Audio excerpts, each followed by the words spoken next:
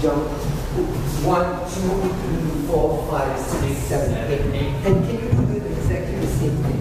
So you just wait from here, you just do from here. But you do it on that side. Ken, yes, he's in the center.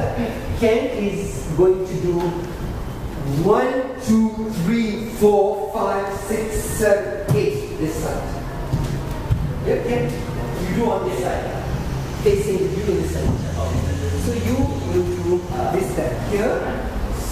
1, 2, 3, 4, 5, 6, 7, 8.